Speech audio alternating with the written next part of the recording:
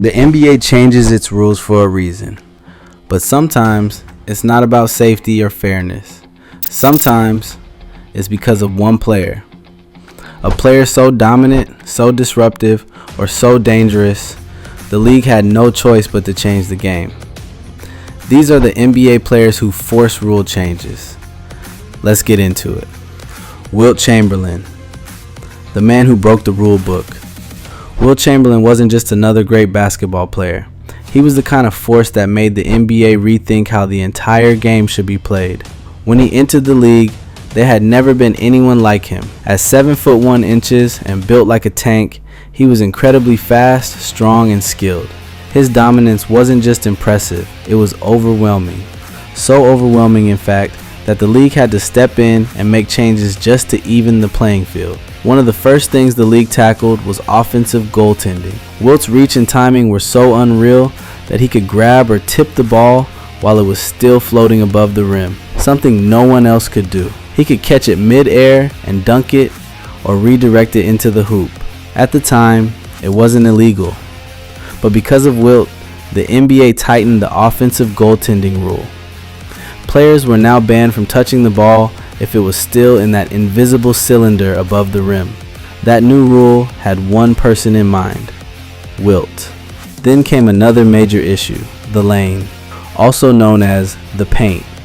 Back then, it was only 6 feet wide. Wilt would park himself right under the basket, post up defenders, and dominate the game. It wasn't just hard to stop, it felt unfair. So the league widened the lane to 12 feet. The change pushed Wilt farther from the hoop and gave defenders a fighting chance. Again, the rule was created because of one man, and it didn't stop there. Wilt's free throw routine became another target. He used to leap from behind the free throw line, dunking or laying in the ball mid-air. At the time, that was legal.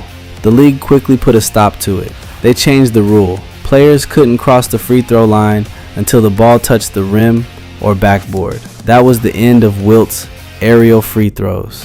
Despite all these rule changes, Wilt still dominated. He once scored 100 points in a single game and led the league in assists as a center, a position not known for passing. The league tried everything to slow him down, but Wilt stayed ahead. His dominance didn't just lead to rule changes, it forced the NBA to evolve. Shaquille O'Neal and the birth of Hack-a-Shaq. Shaq was a poor free throw shooter. Over his career, he averaged just a little over 52% from the line. And in some seasons, he did even worse. So opposing teams came up with a new strategy: foul him on purpose. They didn't wait for him to get the ball. They fouled him even when he was away from the play, just to send him to the line and slow the game down. This strategy became known as Hack-a-Shaq. While it was completely legal, it was frustrating to watch. Games would slow to a crawl, fans got bored, and the rhythm of basketball started to disappear. Shaq would go to the line again and again, and while it sometimes worked for opposing teams, it made the game much less enjoyable. The NBA eventually realized something had to change. So in the 2008-2009 season, they made a rule. If a player is fouled away from the ball in the final 2 minutes of a game, the fouled team gets one free throw and the ball back. This new rule made it much riskier to foul a bad free throw shooter on purpose during crunch time. Even though this rule came toward the end of Shaq's career, it was clearly made because of him. He changed the way coaches thought about defense, and the league had to step in to protect the game's flow. The rule still exists today, and it's still shaping end-of-game strategy. Shaq's impact wasn't just physical. He literally changed how the final minutes of NBA games are played. His name will forever be tied to one of the most famous rule changes in NBA history: Allen Iverson, the rule changer on and off the court. Allen Iverson wasn't just one of the most exciting players of his time. He was a cultural icon.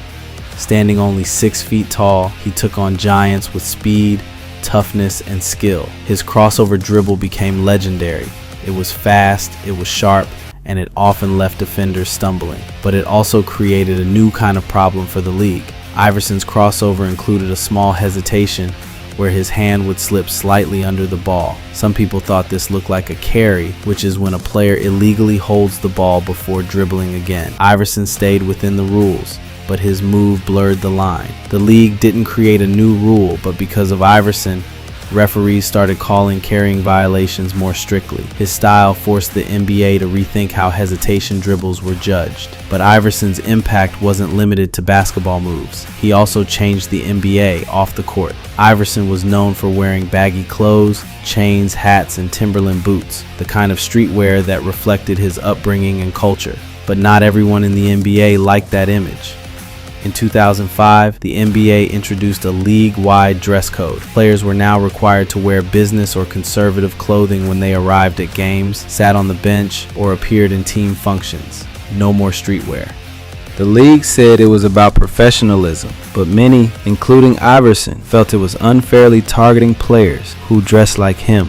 Iverson publicly criticized the dress code, saying it was aimed at black players and tried to force them to look and act a certain way. The rule sparked major debates about race, culture, and freedom of expression in sports. In time, the league relaxed its rules, and players today can wear almost anything. In fact, NBA fashion is now a huge part of the culture, but that change started with Iverson. He challenged the system, pushed the boundaries, and eventually helped change it. Whether it was on the court with his handles or off it with his style, Allen Iverson didn't just play the game, he helped shape its future.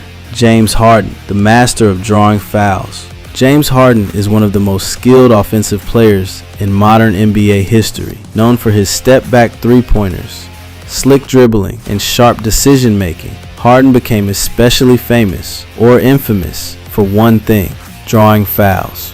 He wasn't just good at it, he turned it into an art form. From 2015 to 2021, Harden led the NBA in free throw attempts for 7 straight seasons. In the 2018-19 season, he averaged nearly 12 free throws per game. How did he do it? He developed ways to bait defenders into making contact. Sometimes he'd lean into them, hook their arms, or kick out his legs after shooting. It was all about forcing the referees to blow the whistle. To many fans, it didn't feel right. Games slowed down, and it looked like Harden was more interested in tricking refs than actually scoring baskets. Coaches complained, players rolled their eyes. The NBA had a problem. The rules were being manipulated, not broken, and Harden was the face of it. So, before the 2021-22 season, the NBA stepped in. Instead of writing a new rule, they did something smarter. They retrained the referees. Officials were told not to reward non-basketball moves with fouls. This meant no more calls for leaning, flailing, or hooking defenders. In training videos, the league even used clips of Harden to show what not to call. The results were immediate. Harden's free throw attempts dropped by more than 28% that season. Not only did it affect him, but it also changed how the entire league played offense. Players had to adjust their moves. They had to play more straightforward basketball. The games became faster, with fewer interruptions. Harden adjusted too. He started relying more on his passing. Charles Barkley, the power of the back down. Charles Barkley was one of the most unique players in NBA history. At just about 6'6", he wasn't as tall as most power forwards, but that didn't stop him. He used his strength, balance, and toughness to dominate near the basket. Barkley's favorite move? Back down, then score. During the 1990s, Barkley became known for his deliberate, grinding post-ups. He'd catch the ball near the low block, turn his back to the defender, and start slowly backing him down toward the basket. He would sometimes take 10 to 15 seconds just to get close enough to make his move. It wasn't illegal, it wasn't even dirty, but it slowed the game down a lot. Fans started getting bored with the long possessions. Defenders were worn out. The rhythm of the game suffered. So in 1999, the NBA made a change. What's now known as the 5-second back to the basket rule. The rule was simple. If a player is dribbling with their back or side to the basket below the free throw line extended, they have only 5 seconds to make a move. If they don't shoot, pass, or pick up the dribble in that time, it's a turnover. The count resets if the player crosses above the free throw line or loses the ball. This new rule was a direct response to Barkley's style of play. It wasn't that what he did was wrong, it was just too slow for the modern game. The NBA wanted more motion, more pace, and more excitement, and the rule helped push the league in that direction. Today, the rule still exists, though most fans barely notice it. It quietly keeps players from dragging out possessions with long, slow post-ups, and that all started with Barkley. His dominance forced the league to rethink how much time one player should be allowed to control the ball in one spot. Even though the rule changed how he played, Barkley's impact is still remembered. He showed that strength and skill could beat size, and he made the NBA evolve just by being himself. Kareem Abdul-Jabbar, the dunk band that made a legend. Before he became Kareem Abdul-Jabbar, he was Lou Alcindor, a towering young star at UCLA. At 7'2", he was nearly impossible to stop in college basketball. He dunked everything effortlessly. His height, wingspan, and skill gave him a major advantage. And while fans loved watching him, the NCAA, college basketball's governing body, saw a problem. He was too dominant. So what did they do? In 1967, the NCAA introduced a brand new rule: no dunking allowed. That's right, dunking was banned in college basketball, and it stayed that way for nearly 10 years. The rule quickly became known as the Alcindor rule because it was clearly aimed at stopping him. The reason they gave was safety and sportsmanship, but many believed a year later a dominant black player like Alcindor was too powerful, and suddenly dunking was a problem. To Kareem and many others, the ban felt racially motivated, but Kareem didn't quit. He adapted. Without dunking, he needed a new weapon. That's when he developed one of the most iconic shots in basketball history, the skyhook. With his back to the basket, Kareem would lift one leg, turn his shoulder, and shoot the ball high into the air with one hand. The shot was almost impossible to block. What started as a workaround turned into the most unstoppable move in the sport. Kareem used the skyhook throughout his entire NBA career, becoming the league's all-time leading scorer, a record he held for nearly 40 years. The NCAA eventually lifted the dunk ban in 1976, around the time dunking was taking off in the NBA and the ABA was merging. But by then, the damage had been done. Kareem had changed the game, not by dunking, but by being forced not to. He didn't just respond to a challenge, he evolved. The ban tried to limit him, but instead it helped create a move that became his legacy. Kareem Abdul-Jabbar's story is proof that even when greatness is held back, it finds a way to shine. Luka Doncic and Draymond Green, testing the limits of player behavior. Luka Doncic and Draymond Green are two very different players, but they both represent a growing challenge in the NBA: how to manage emotional, competitive, and confrontational behavior on the court. While they haven't had official rules named after them yet, both have pushed the league to enforce existing rules more strictly, especially around technical fouls, ejections, and player conduct. Let's start with Luka Doncic. The young superstar from Slovenia is one of the most gifted offensive players the game has seen in years.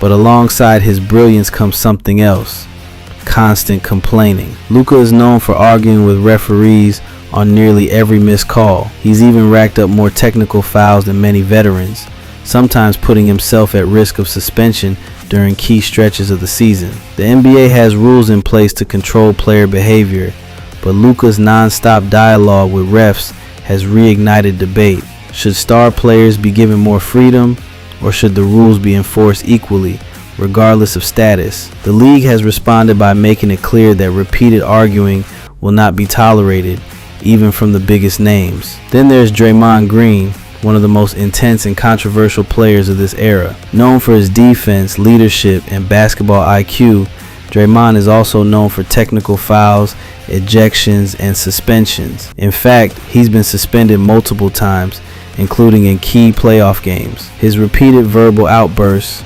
on-court confrontations, and unsportsmanlike acts have tested how far. In recent seasons, Draymond's behavior forced the NBA to emphasize sportsmanship and strengthen the consequences for repeat offenders. His actions have led to changes in how flagrant fouls and unsportsmanlike conduct are reviewed and penalized, especially using instant replay. What makes Luka and Draymond so interesting is that they're not breaking new ground with wild moves like Wilt or Kareem. Instead, they're challenging the NBA's balance between freedom of expression and respect for the game. They've pushed the league to think hard about how players act, how refs respond, and how the league presents itself to fans. In the modern NBA, it's not just about physical dominance anymore. It's about behavior, attitude, and how far you can push without crossing the line. Luka and Draymond are redefining those lines every night, and the league is watching closely. Outro. The NBA is always evolving, but not just because of time. It evolves because of players. Legends like Wilt, Shaq, Iverson, and Harden didn't just play the game, they changed it. Each rule change was a reaction to greatness, controversy, or both. These players pushed limits, broke norms, and forced the league to adapt. And that's what makes basketball special. It's a game shaped by the people bold enough to bend the rules until the rules bend back.